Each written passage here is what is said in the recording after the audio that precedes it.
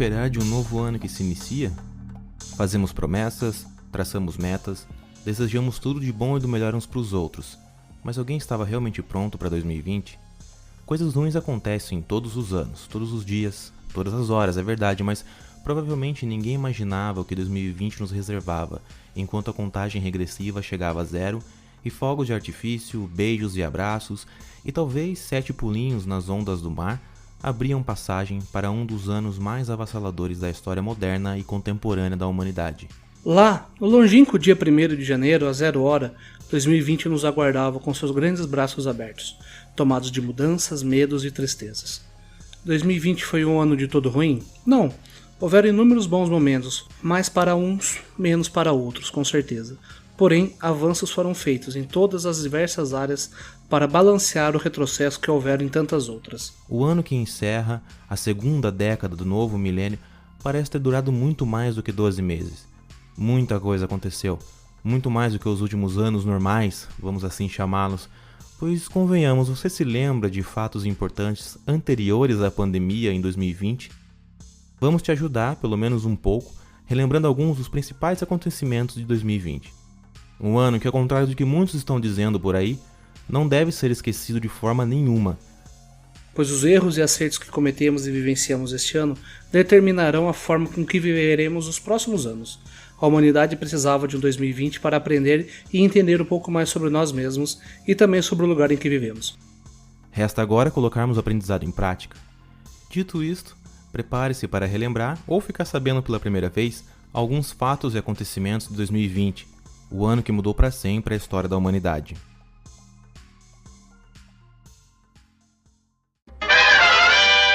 Como começar a falar de 2020 sem mencionar seu principal protagonista? Os primeiros relatos do Covid datam de 2019, sim. Entretanto, foi em 2020 que a doença começou a se alastrar, deixando um rastro enorme de mortes por onde passava. A facilidade com que o contágio acontecia fez com que ela se espalhasse rapidamente por todo o mundo. Um pouco mais de 4 meses foi o tempo necessário para que a doença fizesse 250 mil vítimas em todo o mundo. E mesmo com alguns locais conseguindo controlar a doença, infelizmente novos surtos ainda podem acontecer, durante os 2 próximos anos que ainda virão. A pandemia veio para ensinar algumas lições e nós, como péssimos alunos que somos, não estamos aprendendo nada. Ainda era 2 de janeiro. O ano nem bem havia começado e a tensão entre Irã e Estados Unidos, que parece nunca arrefecer, literalmente explodiu com o ataque americano ao aeroporto de Bagdá, que matou o general iraniano Qasem Soleimani, um dos homens mais importantes e poderosos do Irã. Imediatamente o Pentágono confirmou que a ordem do ataque havia sido dada pelo presidente Donald Trump, justificando que Soleimani era responsável pela morte de norte-americanos no Oriente Médio. A represália iraniana não demorou a acontecer. No dia 7 de janeiro, do mesmo dia do funeral de Soleimani, evento esse que causou a morte de mais de 30 pessoas devido a um tumulto em meio à multidão, o Irã disparou 22 mísseis contra 2 bases aéreas americanas no Iraque. Com isso, o alerta mundial sobre um possível conflito armado entre os 2 países foi aceso. Porém, o presidente americano disse, logo após os bombardeios, que não tinha havido nenhuma morte em decorrência desses ataques. Com um discurso moderado, falou em paz entre os 2 países. Por enquanto, nenhum capítulo foi adicionado a essa história. Ainda em janeiro, o Brasil se assustou com algumas mortes que foram causadas por uma cerveja. Os casos apareceram em Minas Gerais e acontece que a cerveja Belo Horizontina estava contaminada com dietilenoglicol. Essa substância é uma substância tóxica que se tornou responsável por trazer a óbito mais de 9 pessoas que consumiram a cerveja. Entretanto, segundo a polícia mineira, 42 pessoas apresentaram sintomas da síndrome nefroneural, problema causado pela ingestão desse produto químico citado acima. 2020 também foi um ano de incêndios de enormes proporções e catastróficos para a fauna e flora dos locais afetados. Todos nos lembramos dos incêndios na Amazônia e no Pantanal, mas logo em janeiro, a Austrália já sofria com a devastação causada por incêndios que já aconteciam desde o final de 2019. As regiões afetadas já costumam sofrer com incêndios nessa época do ano, devido a fatores climáticos e do bioma local. Porém, os que assolaram o país dessa vez foram muito mais devastadores. Estima-se que cerca de 1 bilhão de animais morreram nas regiões mais afetadas da Austrália, segundo a ONG WWF. Cientistas acreditam que esta tenha sido uma das piores catástrofes da história moderna para a vida selvagem. A proporção dos incêndios foi tão grande que a fumaça causada por eles chegou até o Brasil. E infelizmente, não foi apenas a fumaça dos incêndios australianos que se fez presente no Brasil. Por aqui, a terra também pegou fogo em grandíssimas proporções. A Amazônia sofreu com os recordes de focos de incêndio registrados em 2020. O bioma amazônico, assim como o australiano, normalmente sofre com incêndios devido a fatores climáticos. Porém, em 2020 a situação foi muito pior, já que o número de incêndios criminosos, causado propositalmente por humanos, disparou de forma descontrolada. Ao que muitos acreditam esse aumento às políticas frouxas de combate ao desmatamento do governo Bolsonaro. E assim também o Pantanal sofreu com as chamas. Uma das regiões mais ricas do planeta em fauna e flora viu seus animais mortos e feridos por incêndios, que assim como na Amazônia, ocorrem naturalmente devido à falta de chuva e ao calor intenso da região. Porém, no Pantanal, os focos de incêndios criminosos também cresceram exponencialmente. Os incêndios em solos brasileiros tiveram repercussão global, inclusive na classe artística internacional. O episódio mais lembrado e mais vergonhoso para o povo brasileiro é o do presidente da República, acusando o ator e ativista americano Leonardo DiCaprio de causar os incêndios, apoiado por ONGs que eram contra o governo bolsonarista. Nenhuma providência mais incisiva foi tomada pelo governo brasileiro em nenhum dos dois casos de incêndio no Brasil. Os maiores combatentes do fogo foram bombeiros e voluntários que se deslocaram às regiões mais afetadas para tentar conter a fúria do fogo. Desde o início da sua gestão, Abraham Weintraub, segundo o ministro da Educação no governo Bolsonaro, foi considerado o pivô de muitos desgastes do executivo com os outros poderes, partidos de oposição e até mesmo seus aliados. Mas, além das recorrentes polêmicas no quais Weintraub se envolveu, o ex-ministro tornou-se, sobretudo em 2020, um desafeto do STF, desde a divulgação daquele vídeo da reunião ministerial de 22 de abril, e citada pelo ex-ministro Sérgio Moro no inquérito que apura suposta tentativa de interferência do presidente Jair Bolsonaro na Polícia Federal. Na ocasião, Weintraub afirmou que, entre outras coisas, por mim, botava esses vagabundos todos na cadeia, começando no STF. A declaração gerou reação por parte do Supremo, que dias depois o incluiu no chamado inquérito das fake news. Ele também foi alvo de outro inquérito da corte que apura suposto racismo por parte de Weintraub. O fator motivacional da investigação foi uma publicação feita pelo ex-ministro em suas redes sociais. Em tom de sátira, ele utilizou uma imagem do gibi da Turma da Mônica, trocando o R por L, para afirmar que o coronavírus é o resultado de um plano infalível do Partido Comunista Chinês. Weintraub deixou o governo em 18 de junho e foi cotado para assumir um cargo da diretoria no Banco Mundial. Logo após deixar o cargo, vários outros nomes foram cotados, até chegar ao nome de Carlos Alberto Decotelli, o ex-presidente da FNDE. Ele foi anunciado por Bolsonaro como novo ministro da Educação em 25 de junho. Ele permaneceu apenas 5 dias no cargo e pediu demissão. Decisão motivada pela pressão e pelos questionamentos que Decotelli vinha enfrentando acerca de suas inconsistências curriculares. Ele não chegou a tomar posse na pasta oficialmente. Houve ainda a tentativa de mais um nome, mas devido à pressão sofrida, esse preferiu não assumir e recusou o convite. Um novo ministro foi anunciado em 10 de setembro, Milton Ribeiro, professor e pastor presbiteriano, que segue até agora frente à pasta. E apenas fazendo um adendo, Damares permanece intocada em sua pasta, apenas destilando ideias arcaicas e retrógradas para o nosso querido Brasil. 2020 era o ano que muitos atletas de diversas modalidades aguardavam ansiosamente. 2020 era ano olímpico. O maior evento esportivo do mundo aconteceria em Tóquio, no Japão, entre os meses de julho e agosto. Porém, com o avanço do Covid-19 pelo mundo, pela primeira vez na história dos Jogos Olímpicos da Era Moderna, as Olimpíadas e Paralimpíadas foram adiadas para o ano seguinte. Após certa demora na tomada de decisão, ficou insustentável haver o evento devido ao enorme crescimento no número de infectados e mortos pelo globo. Diante disso, após uma conferência entre o presidente do Comitê Olímpico Internacional, Thomas Bach, e o primeiro-ministro japonês, Shinzo Abe, ficou decidido o adiamento para o verão de 2021. A decisão foi tomada para resguardar os atletas, técnicos e todos que participariam de forma direta e indireta do evento. A expectativa era de que 11 mil atletas disputassem os Jogos. Assim, mesmo sendo disputada em 2021, os Jogos Olímpicos permanecerão com o nome de Tóquio 2020. Em abril, o brasileiro ainda vivia as primeiras semanas da quarentena. Enquanto nós, inocentes que éramos, pensávamos que ficaríamos em casa por 1 ou 2 meses apenas, começamos a acompanhar novamente uma fonte de entretenimento que há anos já parecia fazer hora extra na TV brasileira.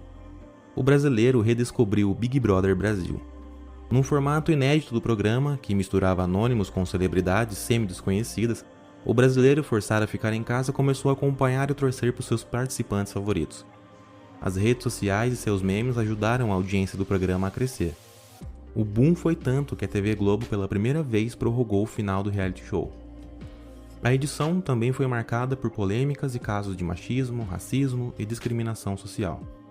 Participantes foram expostos em seus preconceitos, enquanto outros foram exaltados por sua postura e pautas que buscavam a igualdade.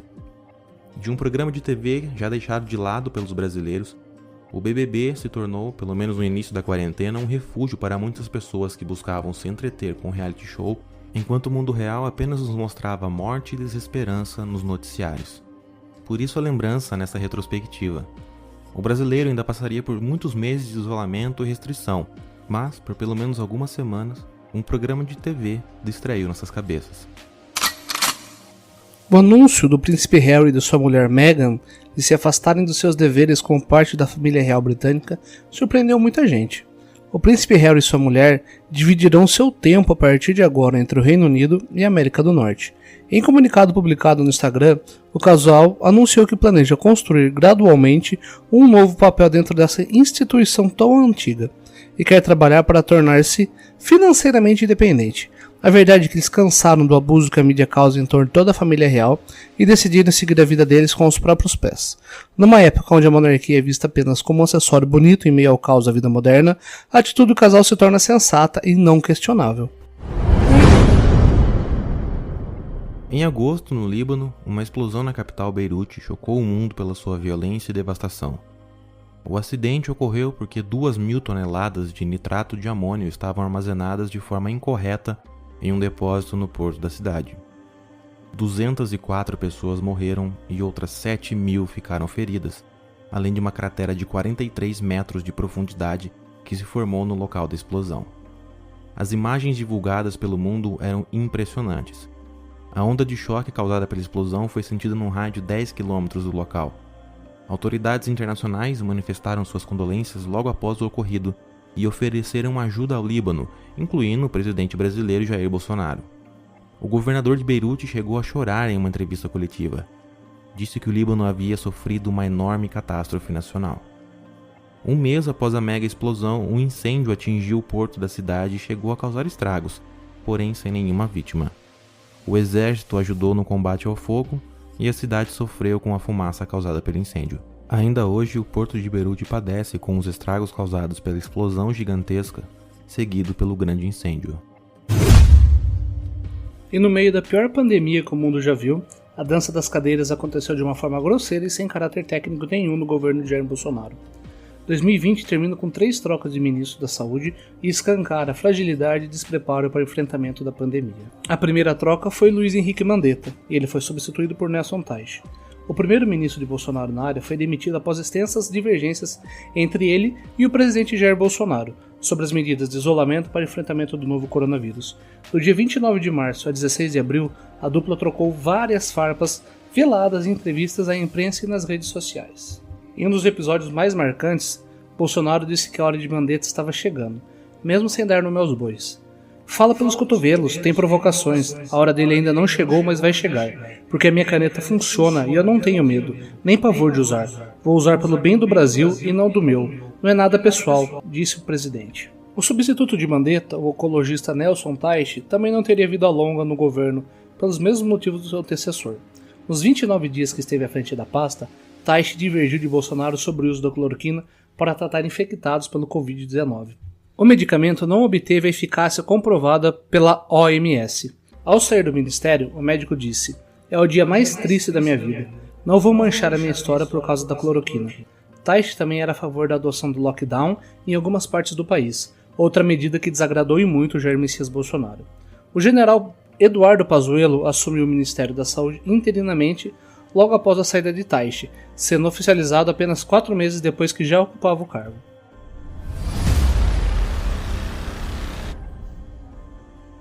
Com a quarentena, os artistas de todo o mundo tiveram que se reinventar. Sem poder fazer shows e apresentações, a internet foi a válvula de escape para muitos cantores e bandas, além de humoristas, stand-up e vários outros segmentos da classe artística. As lives pipocaram e eram tão aguardadas pelos fãs quanto os shows eram aguardados em tempos pré-pandemia. Os artistas mais famosos fizeram lives patrocinadas por grandes empresas, onde, além de garantir o seu cachê, faziam também um trabalho social angariando doações de diversos tipos de coisas para ajudar os menos favorecidos que, devido à pandemia, estavam numa situação ainda pior. Marília Mendonça, Gustavo Lima, Sandy Júnior e Ivete Sangalo, o grupo de cantores sertanejos Amigos, dentre vários outros artistas nacionais e internacionais, bombaram nas principais plataformas de streaming, também sendo uma forma de entretenimento ao povo que estava confinado. As lives tiveram um papel importante no psicológico das pessoas, pois num tempo de desesperança e incerteza, elas nos proporcionaram momentos que nos permitiram ocupar a mente, esquecer por algumas horas que fossem a realidade que fechava o cerco para todos nós.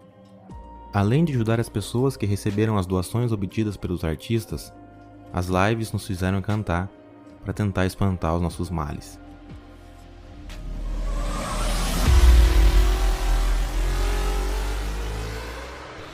Em 2020 também tivemos Regina Duarte como a secretária especial da Secretaria da Cultura.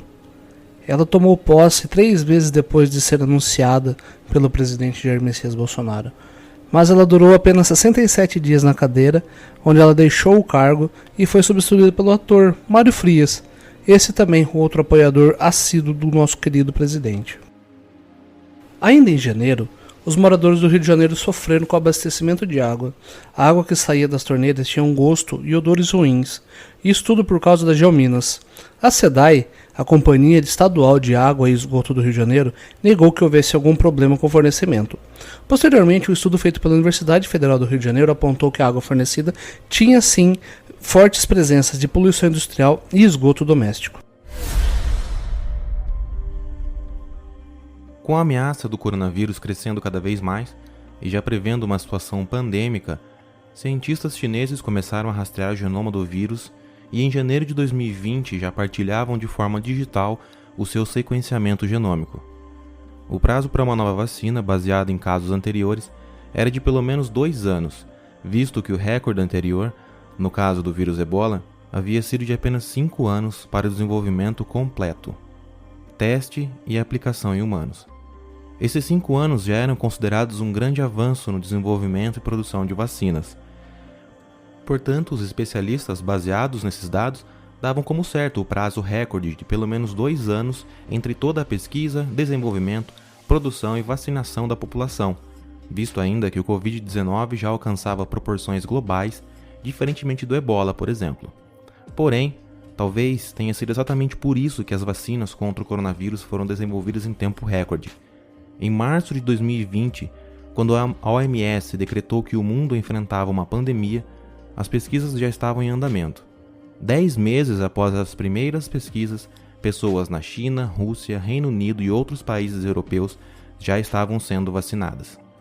O avanço tecnológico em pesquisas e desenvolvimento de vacinas foi enorme, um dos grandes ganhos da humanidade neste ano de 2020 e um dos maiores ganhos científicos da nossa história. Porém, para os lados das terras brasileiras, todo esse avanço tecnológico e científico parece não ter valido muito. Desde o começo das conversas sobre vacinas, o presidente Jair Bolsonaro deixou claro que nenhuma vacina proveniente da China seria comprada pelo Brasil.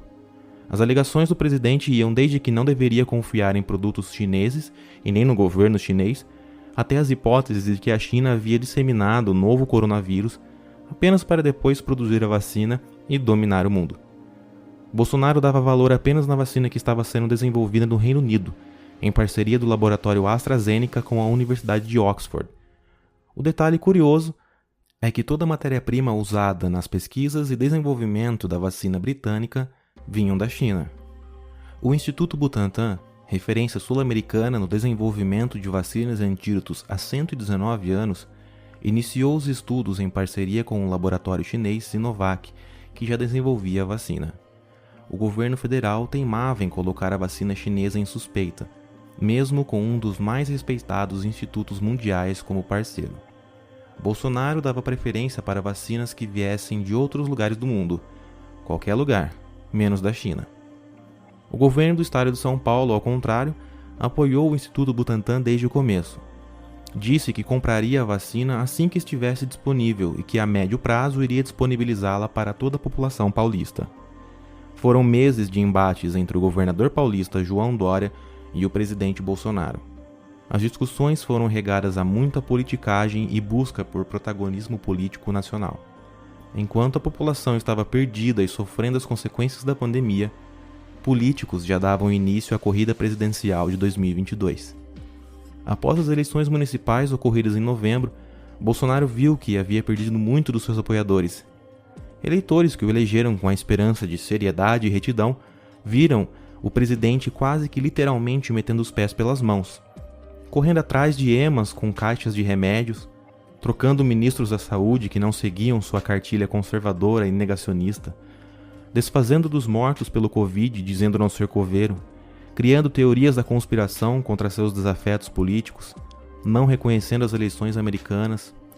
Foram atos e fatos que fizeram com que talvez o presidente tivesse um choque de realidade, pois de uma hora para outra Bolsonaro começou a apoiar e defender toda e qualquer vacina, independentemente da sua origem, até mesmo a vacina chinesa. O fato é que até a produção dessa retrospectiva, o governo federal não havia divulgado nenhum plano de vacinação da população. O Brasil segue indo na contramão do resto do mundo em relação à pandemia. O marasmo e falta de tomada de decisão do governo brasileiro apenas ilustram a falta de conhecimento, de capacidade de governar e tomar decisões importantes e, o que é mais grave, total descompromisso com o povo brasileiro. 2020 foi marcado por inúmeras crises no governo.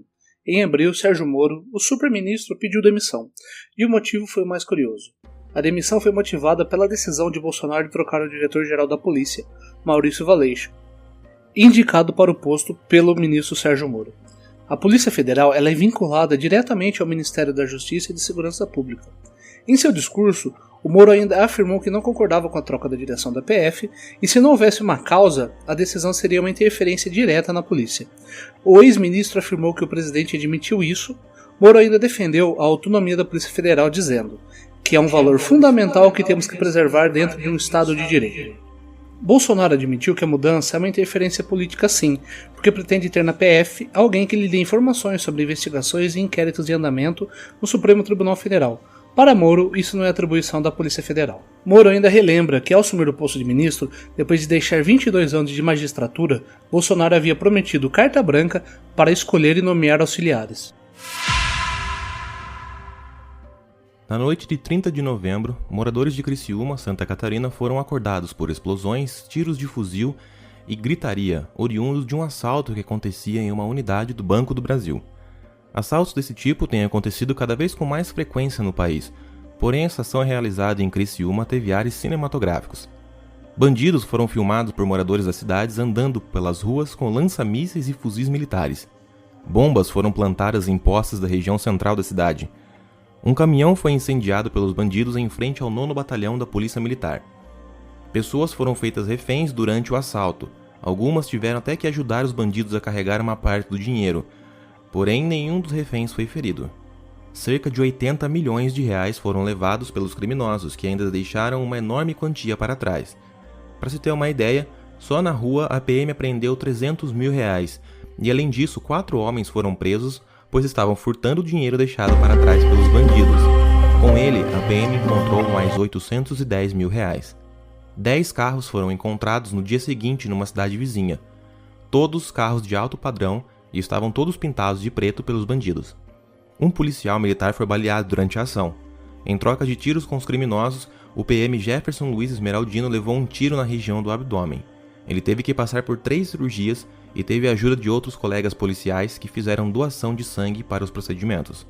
Até o fechamento da produção dessa retrospectiva, Jefferson continuava internado em recuperação.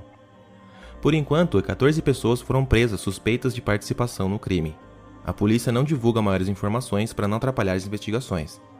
Um dia após o terror vivido pelos moradores de Criciúma, um assalto bem parecido ocorreu no interior do Pará. A polícia ainda investiga se há alguma ligação com a ocorrência em Santa Catarina, porém, também não divulga mais informações.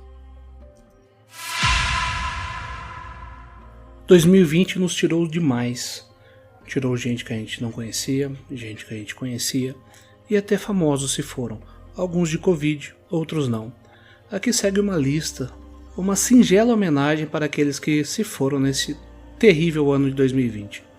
Chadwick Boseman, Cole Bryant, Kirk Douglas, José Mojica Marins, o Zé do Caixão, Moraes Moreira, Kelly Preston, a mulher de John Travolta, Rodrigo Rodrigues, apresentador da Globo e da Sport TV, Cecil Tiré, um famoso ator dos anos 90, Sean Connery, Tom Veiga, o Louro José, a Vanusa, o Fernando Vanucci, apresentador da Globo, Maradona, o eterno jogador da Argentina, Francisco Camargo, o famoso pai do Zezé de Camargo e Luciano, a Conchata Ferrell, a nossa eterna Berta, Nissete Bruno, o Paulinho do Roupa Nova,